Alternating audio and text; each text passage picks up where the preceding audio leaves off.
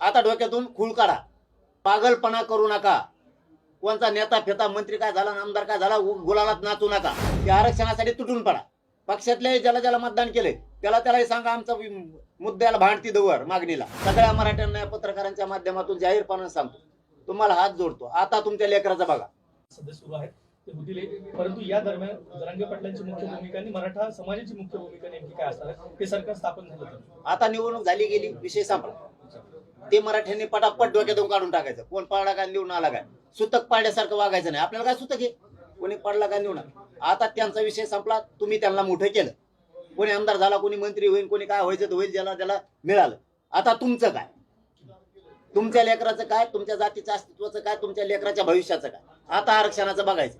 सगळ्या मराठ्यांना पत्रकारांच्या माध्यमातून जाहीरपणे सांगतो, तुम्हाला हात जोडतो, आता तुमच्या लेकराचं बघा.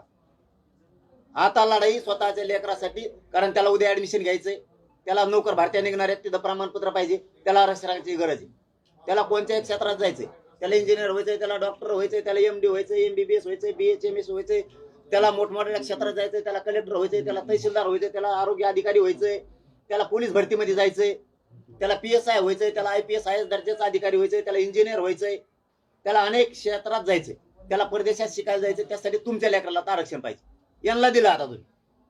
आता डोक्यातून खूळ काढा, पागलपणा करू नका. कोणता नेता फेता मंत्री काय झाला, आमदार काय झाला, गुलालात नाचू नका. तो नाचून देईल, येणार नाही मदतीला. तुमचं लेकरू तुमच्या मदतीला येईल. त्याच्यामुळे आता लेकराला आरक्षण लागणार आहे, उद्या भरत्या निघणार आहे. ते आरक्षणासाठी तुटून पडा. पक्षातले ज्याला ज्याला मतदान केले त्यालाही सांगा आमचा मुद्द्याला भांडती दवर मागणीला. तुला मतदान केलंय, मग तो भाजपचा असेल, नाही तर काँग्रेसचा असेल, नाही तर महाविकास आघाडीचा युतीचा असेल. मराठ्यांनी आता एकजूट होऊन सामूहिक आमरण उपोषणासाठी अंतरवालीतल्या तयारीला गावागावातल्या मराठ्यांनी लागा. घराघरातले मराठी तिकडे आहे, कामं उरकून घ्या. सरकार स्थापन झालं की मी तारीख डिक्लेअर करणार. त्यामुळे सगळ्यांनी अंतरवालीकडे यायचं, कामं उरकून घ्यायचं. अर्ध्या लोकांनी आपण शेतकरी आहेत, शेतात राहायचं, अर्ध्या लोकांनी अंतरवाली. काय होत नाही, 10-15 दिवस काम बुडालेली.